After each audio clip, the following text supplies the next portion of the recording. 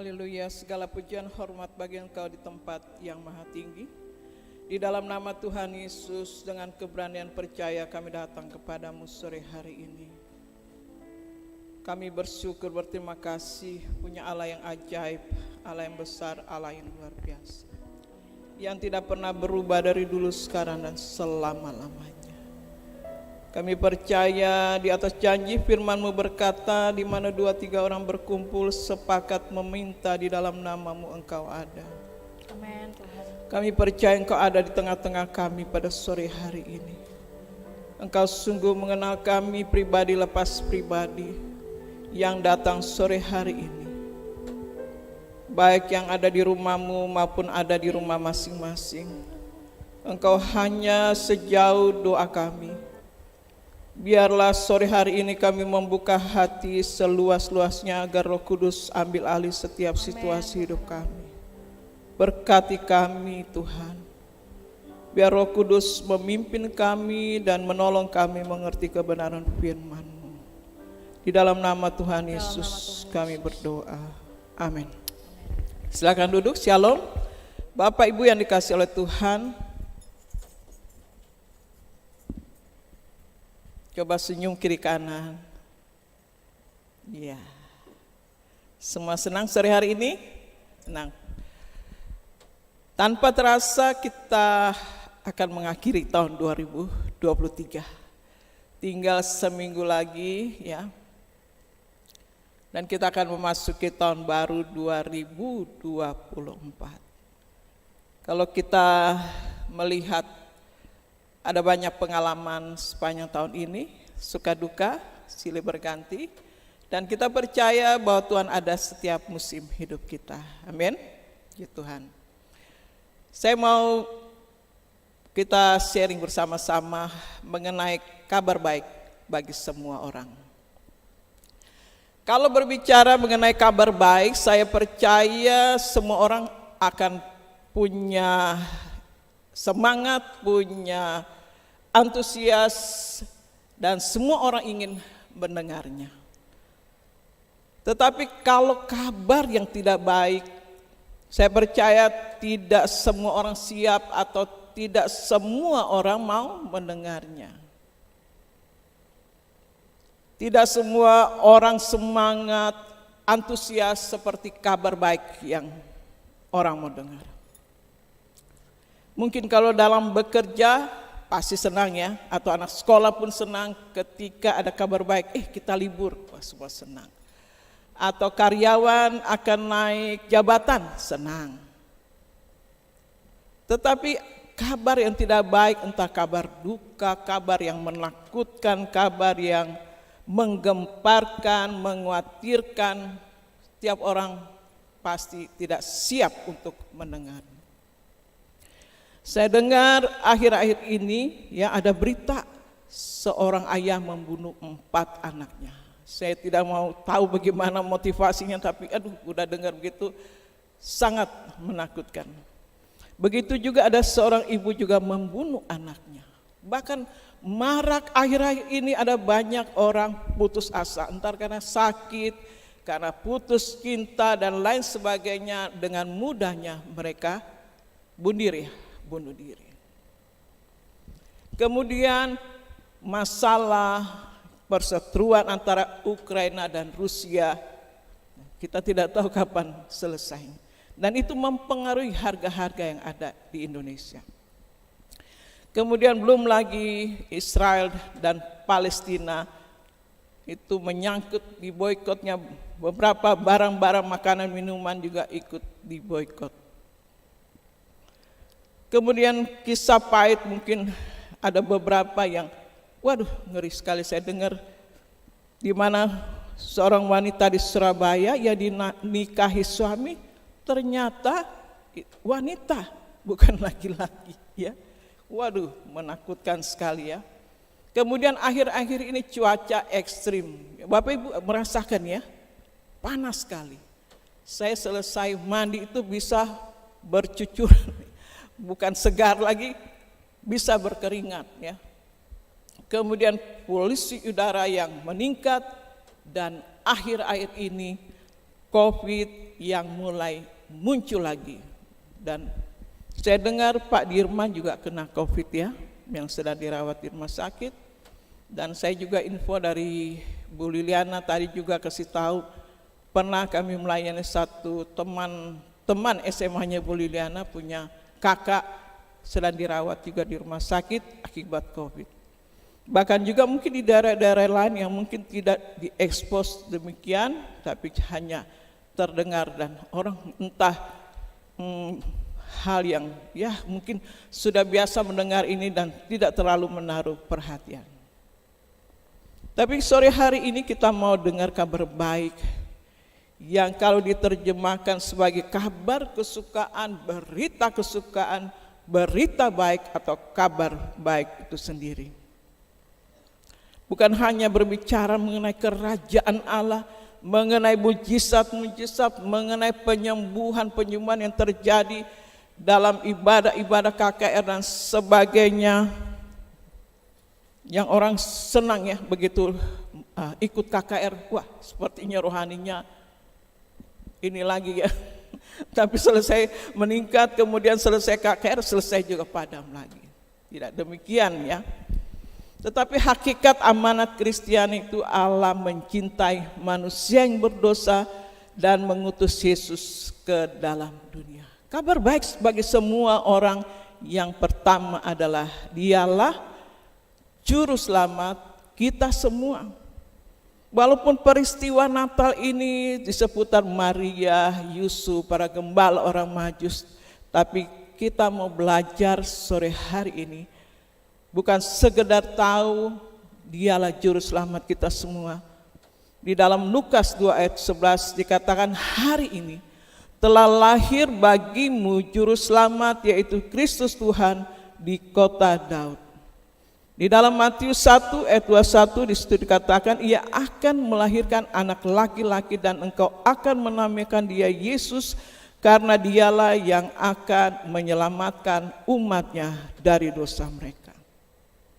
Yang menjadi pertanyaan, sudahkah dia lahir dalam hati kita?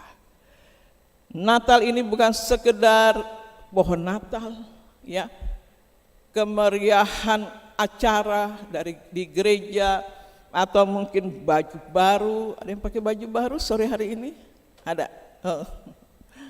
Atau kue-kue. Dan saya suka lucu ya, saya lihat di YouTube itu kalau di Manado, dari Berber itu mereka sudah siapkan kue-kue, toples-toples. Tapi toplesnya itu dilakban, ya. Dan kalau mau coba itu yang udah gosong-gosong ya Bapak Ibu ya. Nanti kalau udah Natal baru buka lakbannya, baru boleh dimakan ya. Dan mungkin kita nggak sempat berpikir demikian, tapi biarlah dalam masa raya Natal ini menjadi momen yang penting dalam hidup kita.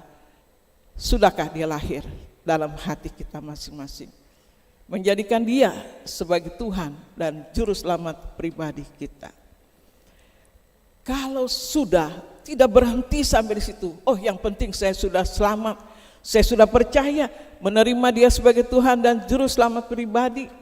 Tapi yang penting ini yang menjadi inti berita sore hari ini, yaitu menceritakan, membawa kabar baik bagi semua orang. Sudahkah engkau peduli ya, punya hati yang mengasihi orang lain, entah temanmu, entah tetanggamu, rekan kerjamu, atau keluargamu yang belum percaya dan terima Tuhan Yesus sebagai Tuhan dan Juru Selamat pribadi. Biar itu menjadi target di dalam hidup kita untuk menjadi berkat, menjadi terang Tuhan dimanapun kita berada. Dan biarlah kebenaran-kebenaran yang kita terima sepanjang tahun 2023 ini kita mau belajar untuk bagaimana mempraktekkan dalam kehidupan kita. Hari ini telah lahir bagimu Juru Selamat yaitu Kristus Tuhan di kota Daud. Ia akan melahirkan anak laki-laki dan engkau akan menamakan dia Yesus karena dialah yang akan menyelamatkan umatnya dari dosa mereka. Dan saya percaya bahwa tidak ada seorang pun yang ada di dalam dunia ini, ya, orang baik sekalipun atau orang berpengetahuan pendidikan tinggi sekalipun yang bisa menyelamatkan kehidupan kita dari dosa. Dan hanya Yesus satu-satunya dikatakan dalam firman Tuhan, dialah jalan, kebenaran, dan hidup. Di dalam Yohanes 3 ayat 16 dikatakan, karena begitu besar kasih Allah akan dunia ini sehingga ia telah mengaruniakan anaknya yang tunggal, supaya apa? Supaya setiap orang yang percaya kepadanya tidak binasa, melainkan beroleh hidup yang kekal. Rindukah kita untuk banyak orang kita bawa kepada Tuhan? Tadi saya tanya di dia ibadah diakonia, dalam tahun ini siapa yang sudah membawa jiwa bagi Tuhan? Hitungan jari, 3 orang. 1, 2, 3 orang. Tapi biar kita tidak hanya ya menjadi pendengar firman Tuhan, tapi mau menjadi pelaku firman Tuhan. Nggak usah berpikir bagaimana memulainya, tapi ketika kita punya kerinduan, saya percaya Tuhan akan buka jalan. Tuhan akan berikan hikmat, akal budi, kemampuan buat kita. Nanti pada tanggal 29 saya akan ke Manado, ya Bapak Ibu. Saya punya kerinduan untuk menjadi terang berkat-Mu, karena di sana banyak orang Kristen, tetapi belum tentu orang yang sudah menyerahkan hidupnya buat Tuhan, ya. Percaya dan terima Tuhan Yesus sebagai Tuhan dan Juru Selamat. Itu menjadi kerinduan saya ketika di sana untuk menjadi berkat bagi orang lain. Jadi gunakanlah setiap kesempatan dalam hidup kita untuk menjadi terang, menjadi berkat bagi banyak orang. Masih belum selesai, ya, masih ada beberapa hari. Bawa orang ke gereja, doakan orang lain, memberkati orang lain, dan banyak hal yang kita bisa lakukan untuk Tuhan. Kemudian kabar baik bagi semua orang bahwa Dia adalah Immanuel. Dia beserta kita. Ia bukan saja mau menyelamatkan setiap orang yang berdosa, tetapi Ia, Immanuel itu juga menyertai kehidupan kita.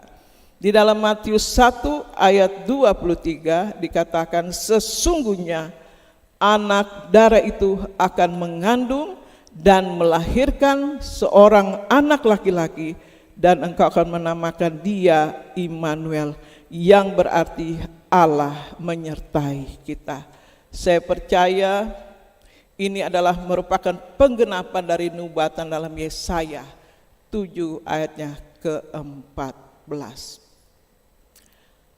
Dan saya juga yakin bahwa penyertaan Tuhan sepanjang 2023 ini, Tuhan yang sama juga akan menyertai kita ketika kita memasuki tahun 2024.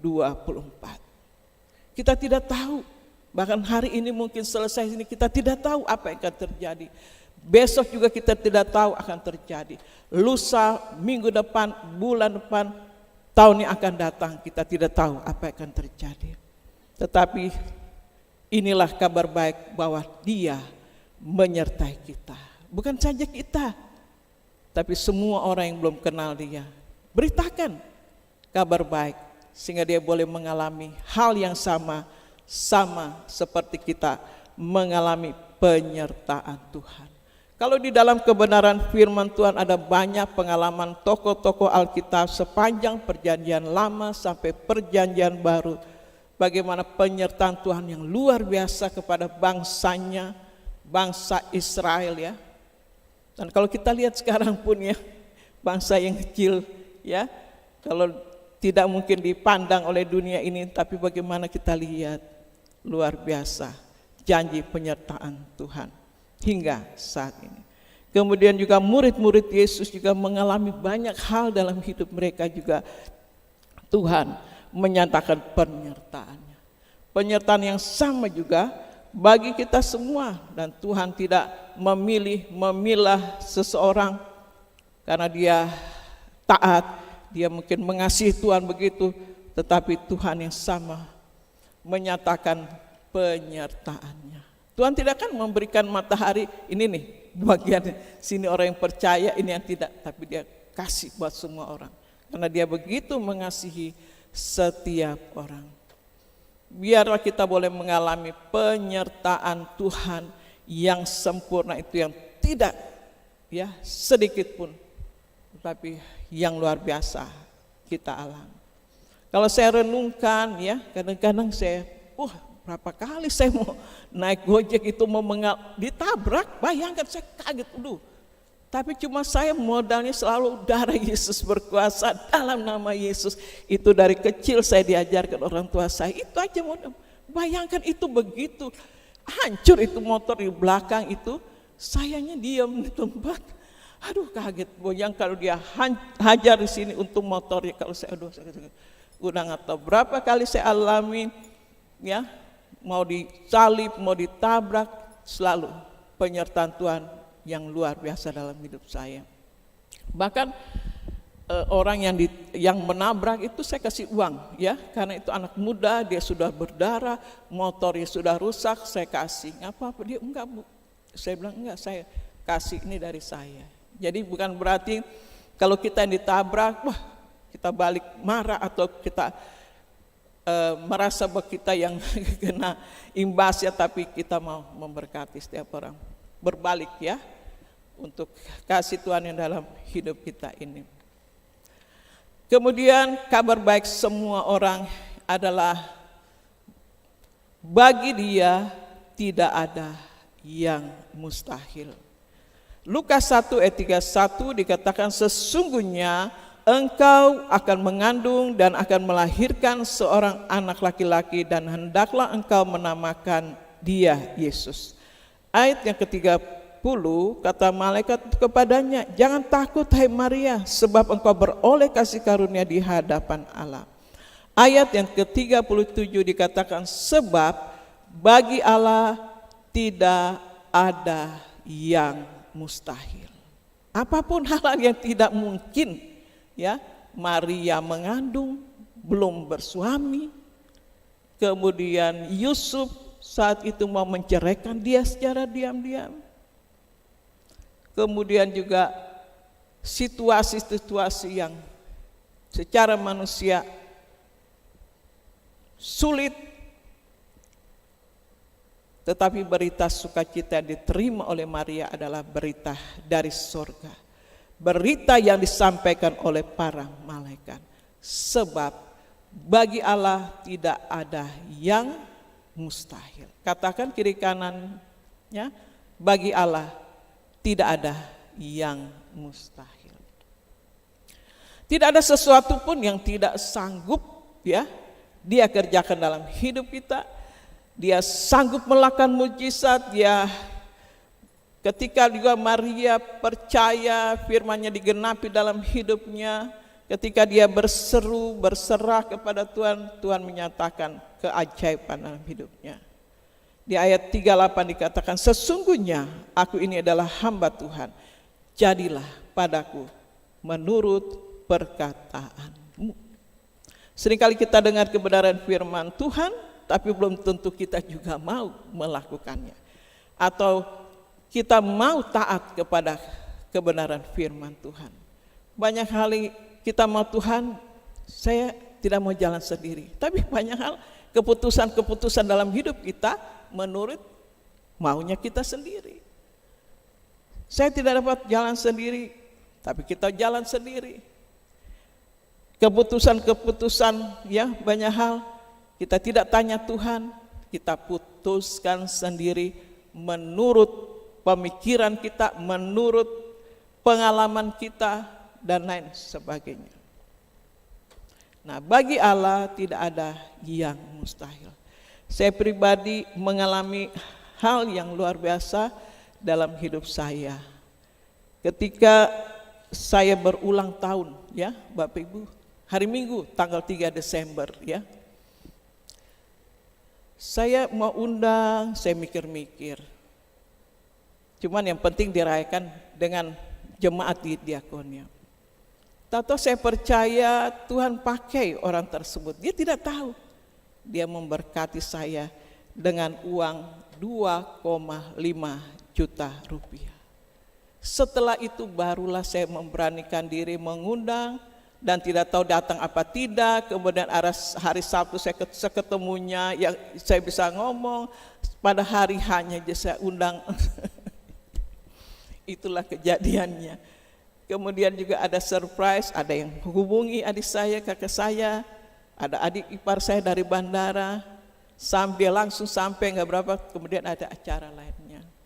Saya bukan kehadiran orang-orang juga saya sudah senang, tapi mereka memberikan ya hadiah, memberikan angpau ya. Jadi saya bersyukur, aduh Tuhan luar biasa. Kadang ada hal-hal yang saya inginkan itu ada loh. Ya, nah ini juga yang saya pakai ini mereknya Casio ya, Bapak Ibu dikasih orang ya. Jadi saya ngalamin banyak pertolongan Tuhan. Kemudian ketika saya punya rencana ke Manado, tiket ya harganya tinggi. Kemudian ada yang hamba Tuhan yang lain katakan, bukan di sini ya maksudnya, dia bilang itu harga tiket tinggi loh. Saya diam aja. Ya kalau Tuhan kenaki kan Tuhan pasti buka jalan. Dan puji nama Tuhan, saya akan berangkat tanggal 29 dengan pesawat Garuda.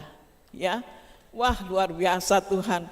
Kakak saya waktu datang, temannya tanya naik apa perahu, kan dia guru bahasa Jerman. Dia bilang biasanya Batik Air, biasanya.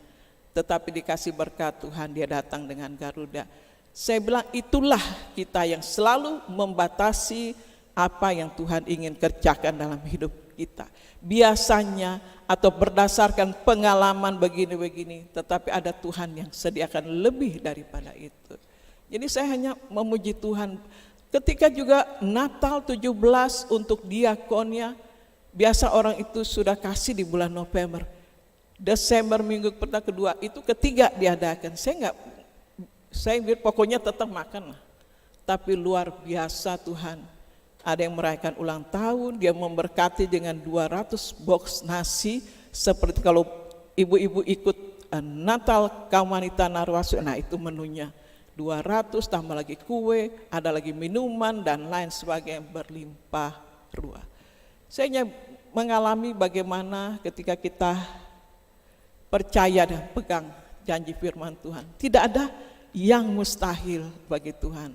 Senangkan dia, layani dia dengan sungguh-sungguh, sebab dia kabar baik itu bagi semua orang, bukan hanya kepada Maria, kepada Yusuf, para gembala, orang Majus di sekitar peristiwa Natal itu, tetapi bagi semua orang, siapa saja, kapan saja, di mana saja, beritakanlah kabar baik itu. Kiranya Tuhan tolong kita semua.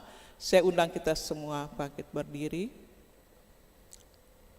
Saya mau kita punya ada nama-nama yang kita akan bawa dalam doa. Kalau engkau belum percaya, terima Tuhan sebagai Tuhan dan Juru Selamat pribadimu. Inilah saat di momen Natal ini, serahkan hidupmu kepada Tuhan. Katakan, Tuhan, saya ingin menjadikan Engkau sebagai Tuhan dan Juru Selamat pribadi dalam hidupku.